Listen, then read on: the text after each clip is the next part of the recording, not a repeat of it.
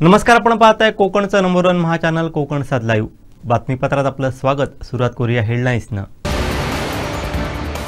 गोगावलेंनी माफी मागितल्याशिवाय युतीबाबत चर्चा नाही, भाजप जिल्हाध्यक्ष प्रभाकर सावंत यांचा इशारा. युतीबाबत राणे योग्य भूमिका घेतील, मंत्री उदय सामंत यांचं वक्तव्य. आणि तर शिवसेना कार्यालयासमोर तिरडी आंदोलन, महेश सारंग यांचा इशारा. आता पाहूया सविस्तर बातम्या. कुडाळ येथील शिवसेनेच्या कार्यकर्ता मेळाव्यात मंत्री भरत गोगावले यांनी माजी मुख्यमंत्री भाजपचे खासदार नारायण राणे यांच्याविषयी वादग्रस्त वक्तव्य केले. यामुळे भाजपचे पदाधिकारी कार्यकर्ते नाराज झालेत. येत्या 8 दिवसात त्यांनी जाहीर माफी न मागितल्यास शिवसेना कार्यालयासमोर तिरडी आंदोलन करू असा इशारा भाजप जिल्हा चिटणीस महेश सारंग यांनी दिला आहे. शिवसेना शिंदे गटाची कुडाळ येथे कार्यकर्ता मेळावा आयोजित केला होता. त्या मेळाव्यामध्ये राज्याचे मंत्री भरत गोगावले हे उपस्थित होते आणि त्या बैठकीमध्ये त्यांनी भाषणाद्वारे राणे साहेबांचा अपमानास्पद वक्तव्य वापरून त्यांनी समाजात चुकीचा मेसेज किंवा समाजात चुकीचा संदेश देण्याचा प्रयत्न केलेला आहे. ह्या त्यांचा निषेधासंदर्भात ही आपण आज पत्रकार परिषद आयोजित केलेली आहे. आज राणे साहेबांची जी राजकीय कारकीर्द त्यांनी मांडण्याचा जो प्रयत्न केलेला आहे आणि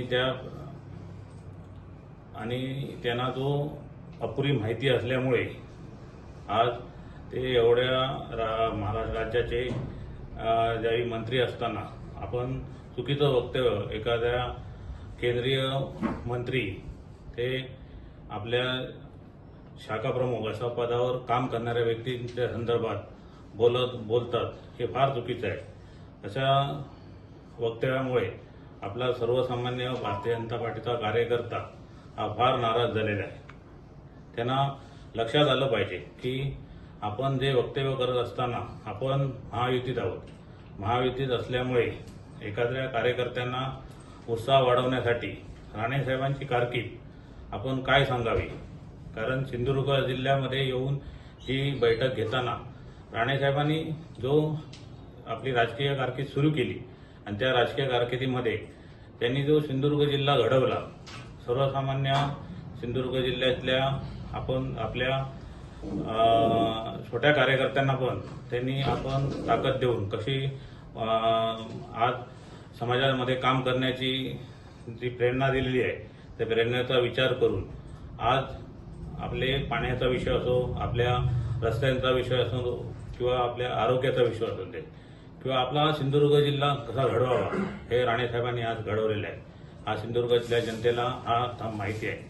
त्याचबरोबर राज्यामध्ये काम करत असताना मुख्यमंत्री असताना राणेसाहेबांनी आपला तसाच राज्यभर आपण कसा आपल्या कारकिर्दीचा घडवून दाखवलेला आहे.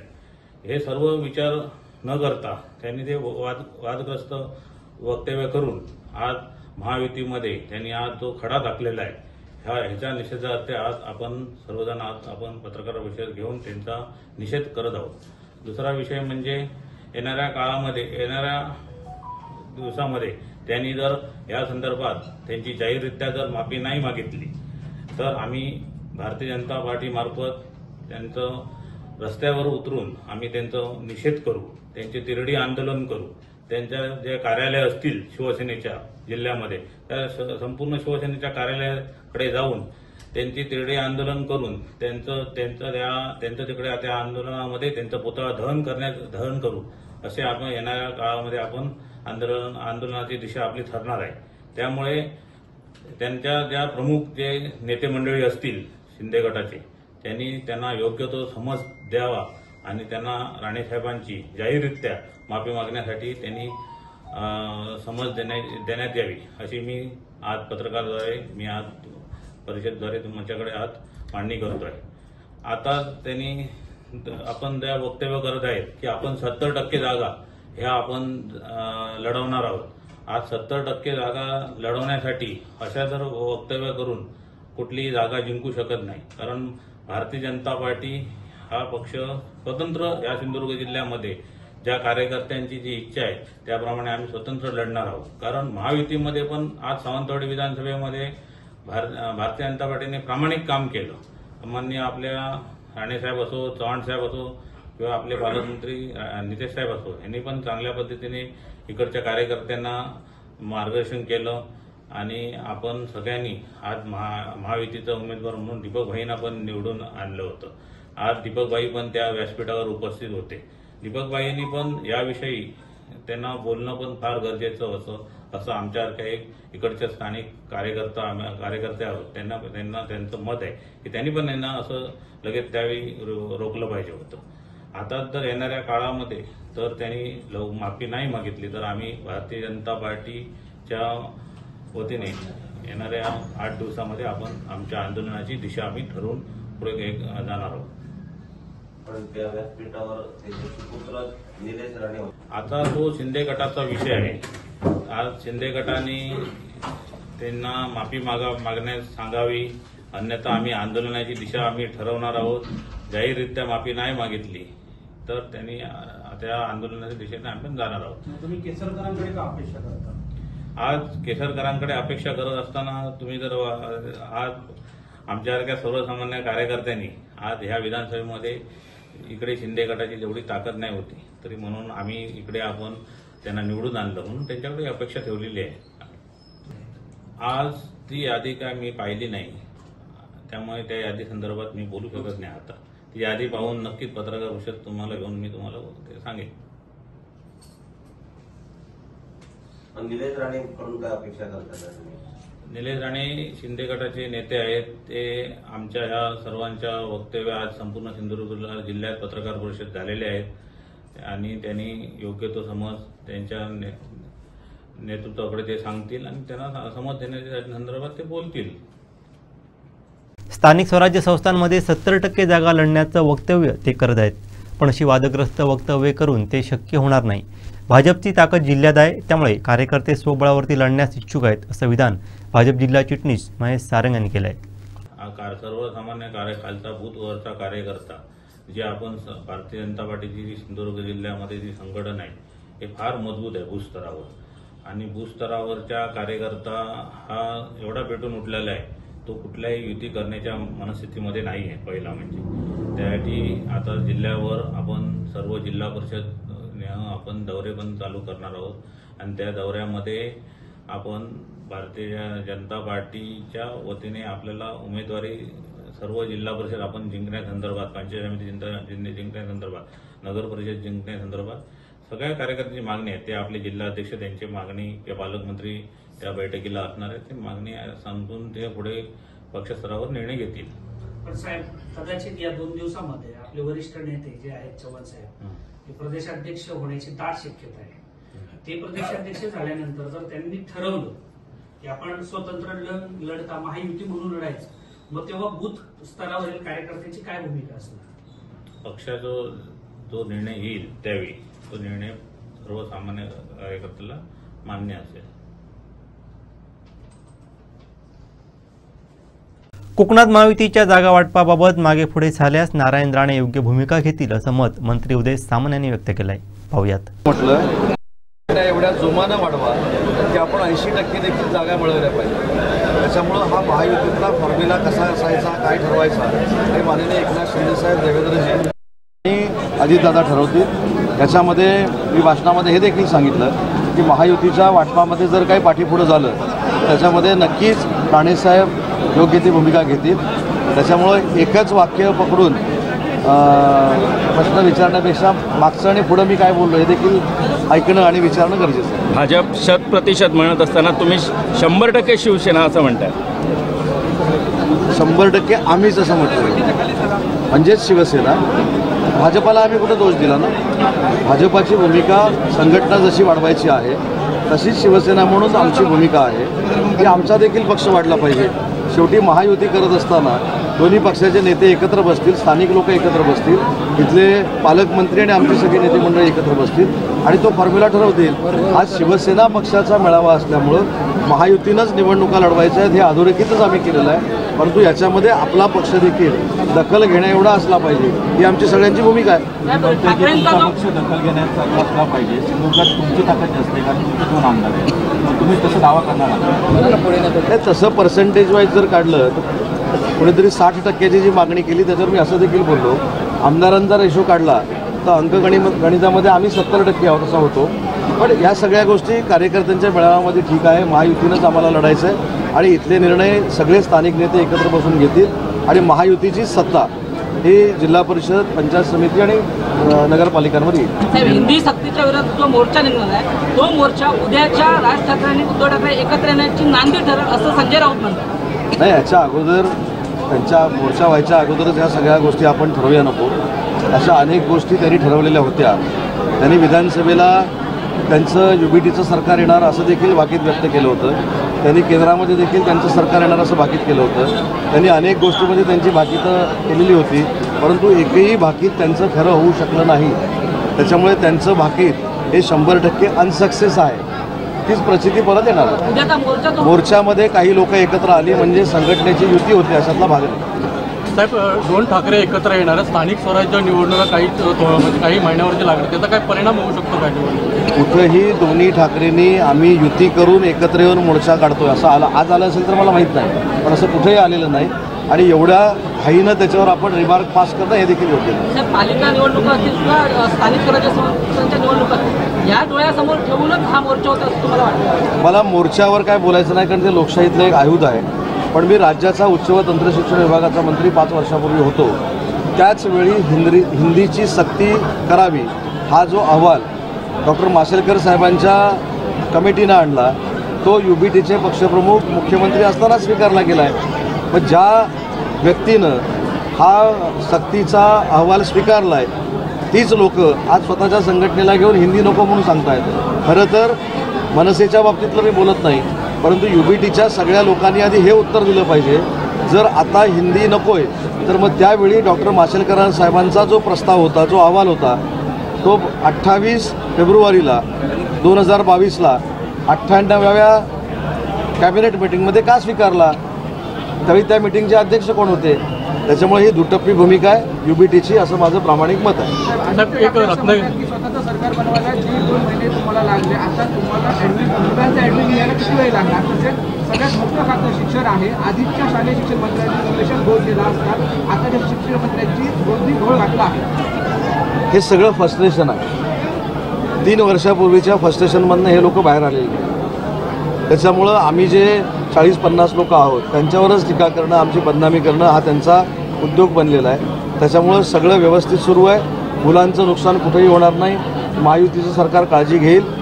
माझी एक विनंती अशी आहे की आपलं जे काही संघटन कौशल्य आहे पणाला लावून जर काम केलं असतं तर 100 सीट लढल्यानंतर 20 जागा निवडून आल्या नसत्या. आम्हाला कोणाच्याही सर्टिफिकेटची आवश्यकता नाही. शिंदेसाहेबांच्या नेतृत्वाखाली आम्ही 80 जागा लढलो आणि 60 जागा आम्ही जिंकलेलो आहोत.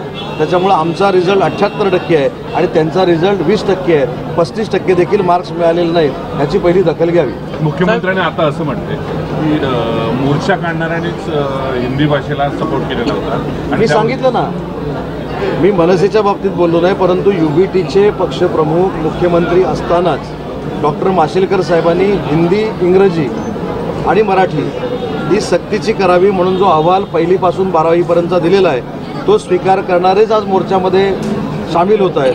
हे फार मोठं 7वं अद्भुत आश्चर्य आहे. 8वं भाजपचे माजी आमदार विनय नातू यांनी अर्थमंत्र्यांना एक पत्र लिहिलं आहे. रत्नागिरी आणि राजापूर तालुक्यातील जिल्हा वार्षिक योजनेतून सर्वाधिक निधी वाटल्याचा आरोप केला आहे. आमदार आहेत ते माजी आमदार म्हणजे आता आमदार नाहीत ना. DPCच्या सभागृहामध्ये ते नाहीत. DPCमध्ये ते बोलत नाही. आणि त्यांना माझे शाखा प्रमुख आणि जिल्हा प्रमुख उत्तर देतील ना. हा प्रश्न विचारण्याचा अधिकार कोणाचा आहे? भास्करराव जाधवांचा आहे. त्यांना निवडून येऊन सभागृहामध्ये यावं लागतं. ते मित्रपक्षाचे आमचे आहेत, आमचे नेते आहेत विनय नातू साहेब, पण त्यांना जिल्हा प्रमुख, तालुका प्रमुख उत्तर देतील ना. आता राज्यस्तरावर आम्ही काम करत असताना त्यांनी राजापूरच्या मतदारसंघाची माहिती मागवली आणि रत्नागिरीच्या याची माहिती मागवली आणि मी त्यांच्यावर बोललो. ते एवढे मोठे होतील, राष्ट्रीय नेते होते. साहेब, एक शेवटचा प्रश्न. मुख्यमंत्री युवा कार्यप्रशिक्षण योजनेअंतर्गत काम करणारे जे कर्मचारी आहेत ते 3 महिने पगार देतात. तर या संदर्भात परवाच कौशल्य विकास मंत्र्यांशी आमची सगळ्यांची चर्चा झालेली आहे. त्यांची जी मागणी आहे त्या पद्धतीनं पुढच्या 15 दिवसामध्ये कार्यवाही होईल.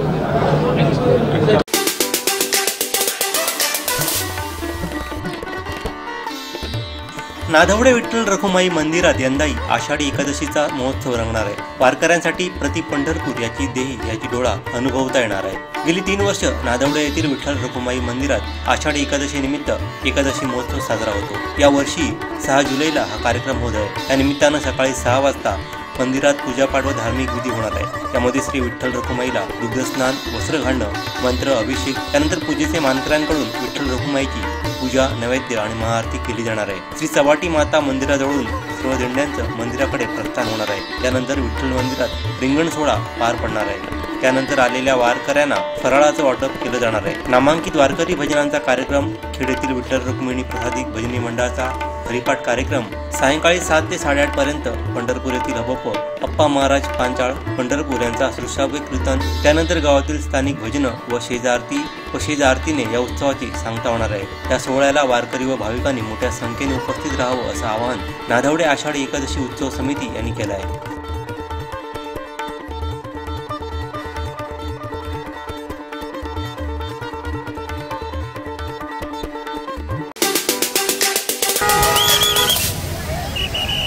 वर्षा पर्यटनासाठी प्रसिद्ध असलेल्या आंबोलीमध्ये प्रमुख धबधबा पोलीस प्रशासनाकडून बंद केला होता.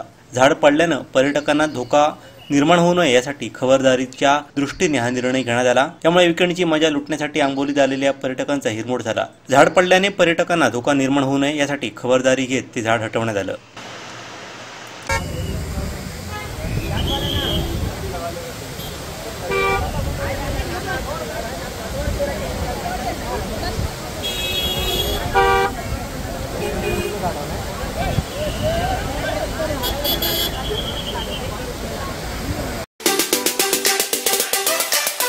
खरं तर काल महायुतीतले मंत्री भरत गोगावले यांनी एक आमचे नेते भारतीय जनता पार्टीचे सन्माननीय खासदार नारायणराव राणे साहेबांबद्दल जे एक वक्तव्य केलं ते अत्यंत चुकीचं वक्तव्य त्यांनी केलेलं आहे. मी मुद्दाम सकाळपासून या विषयावर प्रतिक्रिया दिली नव्हती कारण मला माहिती आहे की आमचे सगळे कार्यकर्ते भरत गोगावले सारख्या एका नेत्याचं बंदोबस्त करायला पुरेसे आहेत. आमचे सगळे कार्यकर्ते आणि नेते भरत गोगावले यांच्या वक्तव्यावर व्यक्त झालेले आहेत. पण मला एक सांगायचं आहे भरत गोगावलेंना की सन्माननीय राणे साहेब हे केवळ कोकणचे नाही तर महाराष्ट्राचे नेते आहेत आणि गेली 4 दशकं त्यांनी महाराष्ट्राच्या मुख्यमंत्री पदासहित केंद्रीय मंत्री अशी अनेक पदं भूषवलेली आहेत आणि भारतीय जनता पार्टीचं एक भूषण आहे. या सगळ्या पार्श्वभूमीवर मला आश्चर्य वाटतं की गोगावलेंनी असं वक्तव्य करताना महायुतीमध्ये नारायण राणे साहेबांच्या नेतृत्वाखाली जी मंडळी आमदार झाली ते मंत्री उदय सामंत असतील, मंत्री दीपकभाई केसरकर असतील, मंत्री आणि आमदार निलेश राणे साहेब असतील आणि राणे साहेबांनी घडवलेले शेकडो कार्यकर्ते त्या सभेला उपस्थित होते आणि त्यांच्या समोर हे विधान करण्याचं धारिष्ट त्यांनी दाखवलं. तर ही गोष्ट मात्र मनाला क्लेशदायक आहे आणि माझ्या दृष्टीने हे पूर्णतः चुकीचं आहे. कारण नारायणराव राणे साहेब हे आमच्या सगळ्यांचं आदराचं स्थान आहे. राणेसाहेब विरोधी पक्षात असताना सुद्धा आमच्यासारख्या कुठल्याही कार्यकर्त्याने राणे साहेबांबद्दल बोलण्याचं कधी हे केलं नव्हतं किंवा नारायण राणे साहेबांबद्दल अपशब्द कोणी बोललं नव्हतं कारण ते कोकणचं एक सन्मान्य नेतृत्व आहे.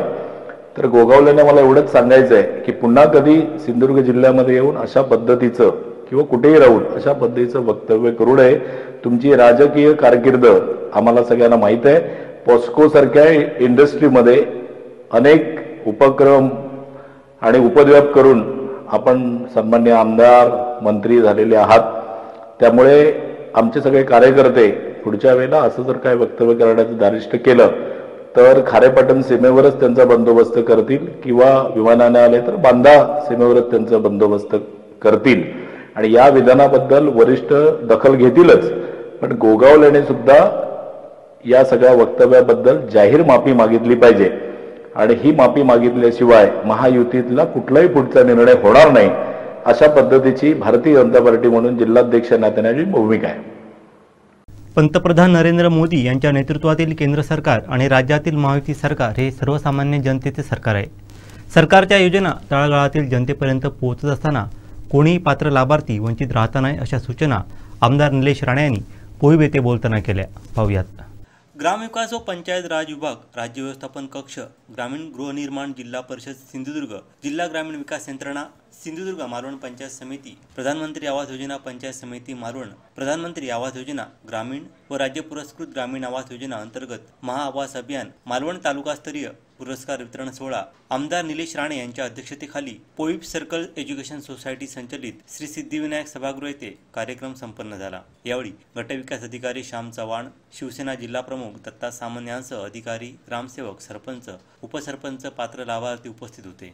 पंतप्रधान आवास योजना, रमाई आवास योजना, मोदी आवास योजना, डॉक्टर बाबासाहेब आंबेडकर कृषी स्वावलंबन योजना, नवीन सिंचन विहीर बांधणं तसंच 15वा वित्त आयोग अंतर्गत 3 वर्षात प्राप्त अनुदानातून सर्वाधिक रक्कम खर्च करणं या अंतर्गत विविध सन्मान तसंच आधुनिक तंत्रज्ञान नियोजनबद्ध व्यवस्थापन करून आंबा उत्पादनामध्ये नवा विक्रम प्रस्थापित करत जागतिक स्तरावर हापूस आंब्याची प्रथम पेटी पाठवण्याचा वर्ल्ड रेकॉर्ड केलेले उपक्रमशील शेतकरी डॉक्टर उत्तम सूर्यकांत फोंडेकर यांनाही सन्मानपत्र देण्यात आलं. यासोबत जिल्हा राज्य स्तरावरती उत्कृष्ट कामगिरी बजावणारे गट शिक्षणाधिकारी संजय माने व कार्यतत्पर गट विकास अधिकारी श्याम चव्हाण यांचा सत्कार आमदार निलेश राणे यांच्या हस्ते करण्यात आला. गट विकास अधिकारी श्याम चव्हाण यांचं विशेष कौतुक आमदार निलेश राणे यांनी केलं आहे.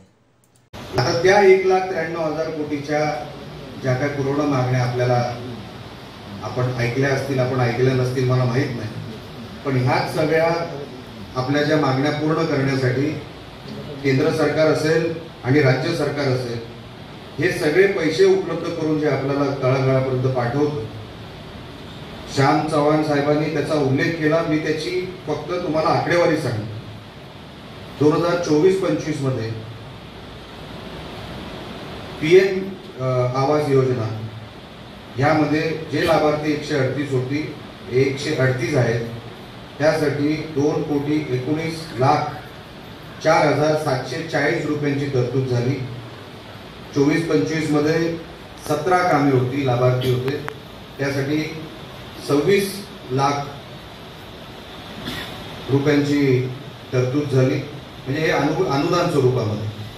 मोदी आवास योजना असेल त्याच्यासाठी 1,52,00,000. परत 25 आणि 26 चा प्रोग्राम पंतप्रधान आवास योजनेचा त्याचा उल्लेख गट विकास अधिकाऱ्यांनी केला. जे 932 लाभार्थी आहेत, जी यादी कधी नव्हे ते पहिल्यांदा आपण ती मंजूर करून आणली. ही 932 आणि त्याच्यासाठी 14 कोटी 89 लाख कोटीची तरतूद या माध्यमातून झालेली आहे. हा प्रोग्राम 25-26 आहे, म्हणजे आता रनिंग वर्षाचा प्रोग्राम आहे. आणि रमाई आवास योजनेमध्ये 25-26 या रनिंग प्रोग्राम मध्ये आतापर्यंत 54 लाभार्थ्यांसाठी आपण 680 लाख म्हणजे 6 कोटीची आपण या अनुदान स्वरूपामध्ये आपण ह्या योजनेमध्ये तरतूद केलेली आहे. आवास योजना ही अगोदर इंदिरा आवास योजना होती. आम्हाला माहिती, आम्ही खासदार होतो तेव्हा. इंदिरा आवास योजनेची मला वाटतं प्रधानमंत्री योजना झाली तेव्हा साहेब प्रस्ताव आम्ही गावागावातून, काय साहेब आपल्या पक्षाकडे पण ती जबाबदारी आहे, गावागावातून ते प्रस्ताव तयार करा की कोण वंचित राहिला आवाजात, कोणाला आवाज मिळत नाहीये, कोणाचं दुरुस्ती नाहीये. साहेब आपण ती सगळी तयार करून अधिकाऱ्यांकडे देऊया. साहेब 100% काम होणार. तालुका अध्यक्ष गावडे साहेब आपल्यावरती जबाबदारी आहे. मालवणच्या सगळ्या अख्ख्या तालुक्यामध्ये जिथे जिथे आपल्याला वाटतं की इकडे ह्या योजनेतून पहिलं ते बुकलेट तुम्ही वाचा, आपण सगळ्यांनी ते वाचलं पाहिजे. मी एक पूर्ण रात्र वाचत होतो ते बुकलेट. एवढी कामाची त्याच्यामध्ये योजना साडुलकर साहेब. आपण थक्क होऊ. आपल्याला माहित नव्हतं लाईटीच्या पोल पासून आपण सगळं या ग्रामविकासातून उभा करू शकतो, आपल्याला माहित नव्हतं. हे सगळं आपण दिलं पाहिजे. हे सगळं ह्या ग्रामीण भागापर्यंत गेलं पाहिजे. हे आपण बांधील राहू. परत एकदा हे सगळं आपल्याला सांगण्याचं कारण एवढंच की आपल्याला ग्रामीण भागामध्ये काम करत असताना ह्या सगळ्या गोष्टींची माहिती असावी की गावामध्ये नुसतं लोकप्रतिनिधी कधीतरी येणार आणि लाभार्थ्यांना काहीतरी देऊन जाणार एवढ्या पुरतं गावाला आणि ग्रामपंचायतीला ठेवू नका. गट विकास अधिकारी असतील, जिल्हा परिषद सीओ आज ते येणार होते, जिल्हा परिषद सीओ पण कुठल्या तरी कामामध्ये अडकले, त्यांनी मेसेज पाठवला की साहेब मी पोहोचू शकलो नाही. हे जिल्हा परिषद सीओ असतील, हे आपल्यासाठी बांधील आहेत. कोणी इकडे साहेब नाही, मी साहेब नाही, इकडे कोण साहेब नाही. कामं झाली पाहिजे याच्यासाठी तुम्ही तिकडे कार्यालयामध्ये जसं तुम्ही साहेब कार्यालय बोलतं का, चालतं बोलतं करा, तिथे तुमचं कार्यालय संध्याकाळी बंद होईल, काहीतरी हेल्पलाईन सुरू करा. म्हणजे लोकांना 24 तास तुमच्या कार्यालयातून मदत कशी मिळेल हे आपण काहीतरी सुरू करू. एक मालवण मॉडेल म्हणून तयार करू. 24 तास कार्यालय सुरू, 24 तास असं काहीतरी तुमच्याकडून काम अपेक्षित आहे. आणि म्हणून तुम्हाला मनापासून मी शुभेच्छा देतो. आपण सगळे इकडे जमलात, सगळ्या लाभार्थ्यांना मनापासून मी 1 तारखेला कृषी दिन आहे आणि तेव्हाच अधिवेशन सुद्धा आहे. मी त्या अधिवेशनामध्ये असल्यामुळे कदाचित आज कार्यक्रम होतोय. मी मनापासून कृषी दिनाच्याही आपल्या सगळ्यांना मी शुभेच्छा देतो. आणि पुढच्या वाटचालीसाठी साहेब लाभार्थी स्मार्ट ग्राम या सगळ्यामध्ये स्पर्धेमध्ये मालवण तालुका 1 नंबरवर नेण्यासाठी आपली जबाबदारी आहे. स्मार्ट ग्राम मध्ये पण गाव आपलं लागलं पाहिजे. जिल्हा परिषदचे पण पुरस्कार आपले, राज्य सरकारचे पण पुरस्कार आपले लक्षात ठेवा. 2 वेगवेगळे पुरस्कार आहेत. त्या दोन्ही पुरस्कारामध्ये मालवण जिंकलं पाहिजे. याच्यासाठी तुम्हाला सगळ्यांना शुभेच्छा देतो आणि इथेच थांबतो. जय हिंद, जय महाराष्ट्र. प्रति पंढरपूर श्री विठ्ठल रखुमाई मंदिरात अखंड हरिनाम सप्ताह उत्साहात आणि भक्तिमय वातावरणात प्रारंभ झाला आहे. विविध धार्मिक आध्यात्मिक कार्यक्रमांनी अखंड हरिनाम जप केला जात आहे. पहाटे काकड आरती, भजन, कीर्तन, अभंग गायन आदींसह विविध धार्मिक आध्यात्मिक कार्यक्रम उत्साहात साजरे करण्यात येत आहेत. महिलांचं भजन मंडळ देखील यात सहभागी झालं असून त्या विठ्ठल भक्तीत तल्लीन होऊन गेल्या आहेत. या सप्ताहानिमित्त मंदिरात विविध धार्मिक कार्यक्रमांचं आयोजन करण्यात आलं आहे. विद्युत रोषणाईनं मंदिरात लखलखाट पसरला असून प्रसन्न वातावरण निर्माण झालं आहे. आषाढी एकादशीला भव्य सोहळा मंदिरात साजरा केला जाणार आहे.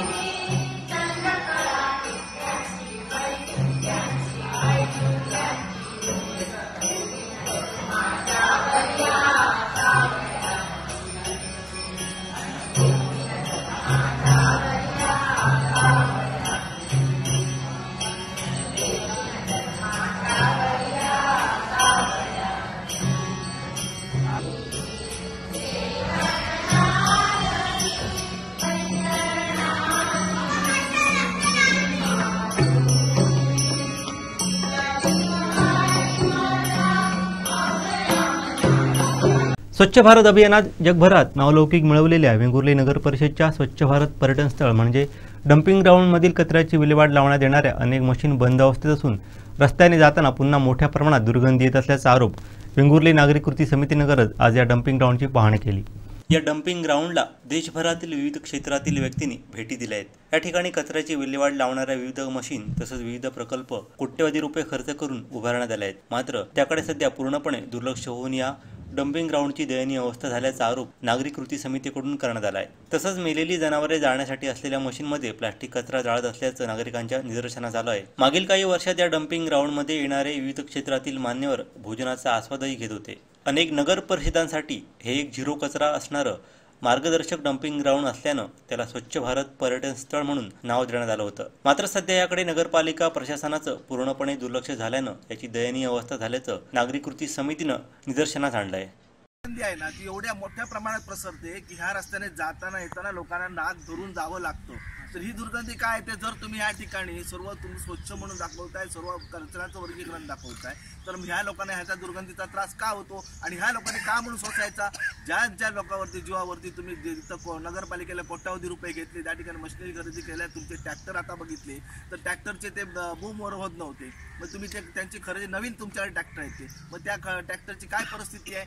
जर असं असेल तर ह्या लोकांनी हे का सहन करायचं? यासाठी हे सगळे आज लोक इथं जमले रामगडवासीय आणि त्यांचं एकच म्हणणं आहे आणि सर्वांचं आमचं कृती समितीच्या वतीने एवढं म्हणणं आहे की तुम्ही एवढे कोटी रुपये खर्च करून या ठिकाणी काही उपयोग झाला नाही. या ठिकाणी ज्या ठिकाणी आम्ही उभे आहोत त्या पाठीमागे ह्या वरून डोंगरातून येणारा वहाळ होता, त्या ठिकाणी गणेश विसर्जन होतं आणि ह्या ठिकाणी यांनी नगरपालिका म्हणजे आम्ही लहानपणापासून बघतोय इथं चिरेखाण होती. चिरेखाण काही नगरपालिकेने मारली नाही, त्यावरती त्या जमिनीचा कोणतरी मालक होता, त्या मालकाला तुम्ही नष्ट करून त्या ठिकाणी तुम्ही डंप केलेला कचरा टाकता. म्हणजे तुम्ही नगरपालिका एवढं स्वच्छतेचं नारा देते वेंगुर्ल्यामध्ये, आम्हाला तिथं वेंगुर्ल्यामध्ये सांगताय तुम्ही कचरा वर्गीकरण करून द्या. आणि या ठिकाणी बघितल्यानंतर ही जर परिस्थिती बघितल्यानंतर ही जी व्हाळी आहे, हे जे पाणी आहे या आजूबाजूच्या घरातल्या लोकांच्या विहिरीमध्ये जातो. हीच परत घाण संपूर्ण परबडा ग्रामपंचायत मध्ये जाते आणि तिथून त्यामुळे त्या परबडा ग्रामपंचायत तुम्ही निरीक्षण केलं तर सगळ्या त्या ह्याच्यामध्ये नेहमी बॉटल भरलेल्या असतात, त्याच्यामुळे त्यांच्या रस्त्यावरती पाणी येतं. पुढे गणेश कोंड आहेत 2 त्यांच्या, त्या ठिकाणी त्याही लोकांना त्यामुळे प्रदूषण हे होत आहे. समज दुर्गंधीयुक्त पाणी असतं, म्हणजे हे पण पाणी बघायचं लक्षात काळं पाणी. पूर्वी ह्या पाण्यामध्ये खाणीमध्ये लोक आम्ही पोहायला यायचो, पण आजची परिस्थिती ही नगरपालिकेने केलेली आहे. आणि ह्याला जबाबदार जे कोण आहेत ना ते नगरपालिकेला चांगलं माहिती आहे हे कोणी जाऊन कर्म करतं. ह्याच्या पुढे जर या ठिकाणी जर कचरा नगरपालिकेने अडून जर टाकला तर ह्या ठिकाणी ज्या जागेवरती हे ट्रॅक्टराने अडवण्यात देतील, सोडणार नाही अशी या सर्व नागरिकांची भूमिका आहे. सगळे लोक चिडलेले आहेत, परंतु नगरपालिकेकडे वेळोवेळी मगाशी प्रदीप परब म्हणाले की आम्ही नगरपालिकेकडे वेळोवेळी तक्रार केली, परंतु कुणी दखल घेत नाही. दखल घेण्यासारखं वाटतं तेवढ्यापुरती 1-2 दिवसापुरती असतं. जे ट्रॅक्टर येतात त्या ट्रॅक्टरमधून जी घाण रस्त्यावर कधी कधी पडत येते ना त्याची तर फार दुर्गंधी असते आणि ह्या लोकांनी ते का सहन करायचं असं सर्व या स्थानिक लोकांचं म्हणणं आहे. भाजपा प्रदेशाध्यक्षपदाची उत्कंठा अखेर संपली आहे. महाराष्ट्र भाजपच्या प्रदेशाध्यक्षपदी कोकणचे सुपुत्र रवींद्र चव्हाण यांची वर्णी लागणार आहे. सोमवारी चव्हाण हे उमेदवारी अर्ज दाखल करणार आहेत. तसंच याबाबतची अधिकृत घोषणा 1 जुलैला होणार आहे अशी माहिती खात्रीशीर सूत्रांकडून मिळते. त्यामुळे कोकणच्या सुपुत्राच्या हाती भाजपची धुरा असणार आहे. महाराष्ट्र आणि गोवा राज्य जोडणारा सातारा पूल धोकादायक बनत आहे. त्याची डागडुजी करावी अशी मागणी ग्रामस्थांनी केली होती. याबाबत विचारलं असता आमदार दीपक केसरकर काय म्हणाले पाहूयात.